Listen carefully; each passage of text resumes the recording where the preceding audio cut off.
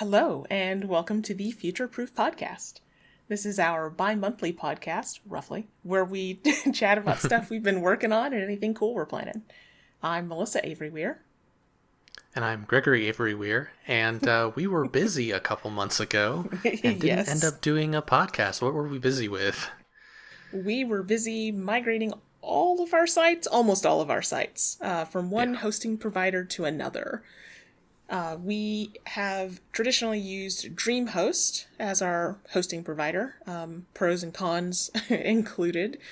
And for our sites that are running, that actually have server-side code, that are running Django, we had been using what their platform has in place, which is a mixture of Apache as the web server and something called Passenger, which is one of my least favorite server managing utilities. And it's, shared hosting, so it's locked down. There's just all sorts of annoyances with it, but it's very cheap. They decided, understandably, to remove supporting that technology, the Passenger setup. And so we would have had to buy servers through them, and they're not reliable enough to be paying money for that. So we undertook migrating all of our stuff to which it applied to DigitalOcean, which I've used as a host for a long time. This is not some sort of weird ass ad or anything. They are, I'm sure there are better. We migrated our stuff there, and it was a really cool opportunity to do a lot of standardization.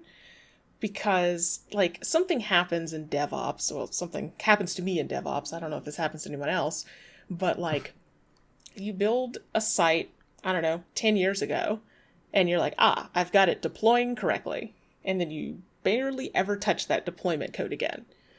And then your next site, you build 2 years later, and you have learned a lot in that time, and you know a lot more about your systems, and so you write your deployment code. It's going to look a lot like the old one, but be better. And so you end up, once you have, what did we move? 7, 8 sites? Something like that, yeah. Over the course of, the original FPG site all the way through to our newest, which I guess would be Rosette Diceless in terms of deployments. Yeah, I think so. Yeah, we've understood a lot. We see a lot more commonalities between them, etc. So this was really cool because we basically went in with sort of configuration as code. We use a tool called Ansible. And we just had configuration management in place on these servers from day zero. So it was exciting. It was exhausting. That day that we booked, which was, I think, March 29th, and everything was shutting off on the 30th or 31st. Yeah, because I did lose a site. I had to it was down for several days. Not an FB, one of your personal sites, right? Yeah, one of my personal sites. And it was a 12-hour day. We started at 10 or 11 and worked until 10 or 11. So that was unpleasant because I still had to go to work in the morning, but it was there was a lot of stuff that, because of day job stuff, I hadn't been able to do a ton of prep for, so we were really just kind of flying by the seat of our pants. We knew what to do, but we were doing we sort it in of the tested moment. out all the steps. This also involved moving our databases from MySQL to Postgres. Yeah. So that was half of the whole endeavor. But now, since we've got all this fancy Ansible stuff, if we need to start up a new server or recreate a server, we can just kind of do it. Yes. We just got all the steps we need to do it. Yeah. So it's pretty pretty fucking amazing to have a good Ansible setup and then also good deployment scripts, which we don't use Ansible to deploy our code. So to have those two as kind of a 1-2 setup is pretty great. And to be on Postgres. So anyway, all around an improvement. We have not had a single outage. I can't believe I feel like I've just we've put had a blip or into two, but our uptime has improved dramatically. Yeah. We were really suffering for the last, I don't know, year under DreamHost with persistent outages multiple times a day, that kind of thing. And So, presumably, one of the reasons why we were getting outages was one of the reasons why they stopped supporting Passenger, because they right. were having to deal with stuff. The memory usage just doesn't make sense to be running this stuff here. So, yeah, I got to play with all the fancy, nice, server tech I like to play with, and we came out, spending more money, but worth it for being able to sleep all night without getting calls. So you mentioned Rosette Diceless is one of the sites that we moved over, and we were talking before recording about how, like, it's possible that a lot of the people who are following this podcast are kind of following it are more familiar with video game stuff than with tabletop role-playing stuff. And it kind of feels like tabletop role-playing is getting a little bit of a renaissance in the past several years, with actual play stuff becoming popular, more and more popular, and then Baldur's Gate 3 coming out, which you've been playing and enjoying, Yes. I think? Yes, quite a bit. Don't get me started. That'll be a 30-minute podcast. And my soapbox with regard to role-playing games is often, you can very easily think that Dungeons & Dragons is the only game that exists, and it's a fine game for what it is, for that sort of, like, swashbuckling fantasy stuff, but I highly encourage everyone to try different systems. And it just so happens that we have a role-playing system of our own called Rosette Diceless, that I think one of the big strengths of it is that it's not focused on combat. It's not focused on violent conflict. There's a set of conflict rules that you use to resolve, like, disputes or an action scene or a mystery or possibly an action, like a combat, a fight. But they all use the same rules, and you can have a character that's useful in a conflict like that without having to give them the gun skill. You can just you can do all the cool stuff that happens in action movies, say, where there's someone who's not a fighter but is able to be hacking at the same time, or be serve as a distraction to get folks away from a site. And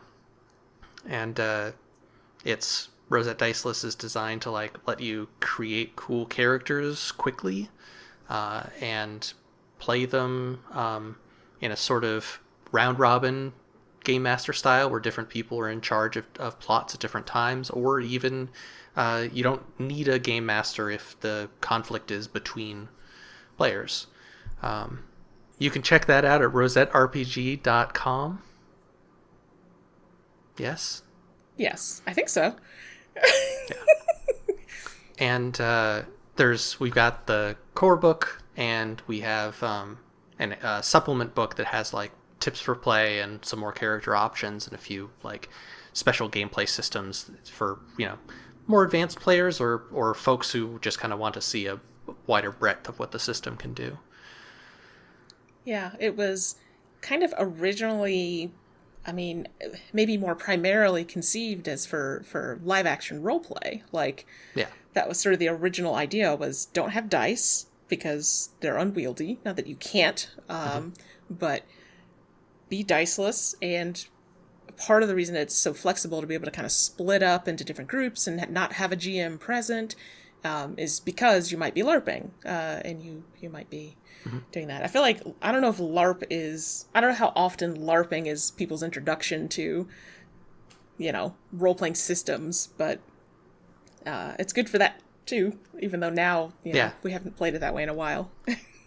and we found that our local group, our internal testing group, kind of drifted to a tabletop, mostly just because we didn't want to stand up and had limited space.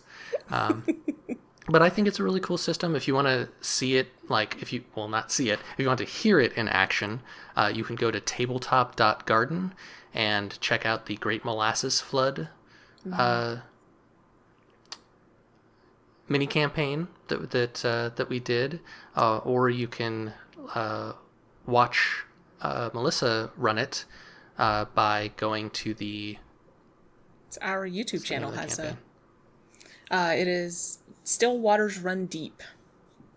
Yes. That was hosted on our friend Jim Ryan's channel. Yep. That was a lot of fun. That stuff emerged in the course of that game. Oh yeah. That there's beautiful reveals that just kind of came organically out of play. So yeah, our YouTube channel has that playlist. Yeah, it's a good system. There's a lot of different ways to play it. So, and I recommend Tabletop Garden regardless of the system. Thank you. And if you want to pick up Rosette Diceless or any of our other for sale games, you might be able to get a sale coming up in the next couple months. Yeah, so since this is ostensibly a bi-monthly podcast, you won't hear from us again until July. So that is deep in the summer sale season. The first of which we kind of have firm dates on is the Steam summer sale. So that would cover the Majesty of Colors and Ossuary. That will both be discounted there. Yeah. And then itch.io will have sales in that season. Humble might as well. We don't have dates for those. Yeah. And if we have them in an email somewhere, they're probably not public. So, but they tend to do things around the same time as Steam, so yeah. you can kind of that end of June, start of July time frame is likely to have a bunch of video game sales. Yeah.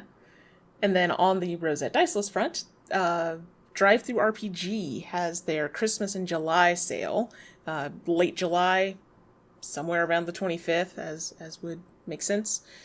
So that would be both Rosette Diceless books discounted there.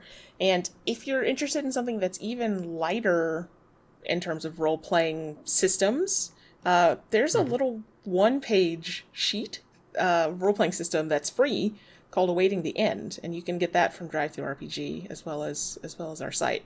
That's a doozy of a game. It's a strange story one. about being a bunch of people trapped in a place awaiting a doom and telling a story to each other of how each of you got there.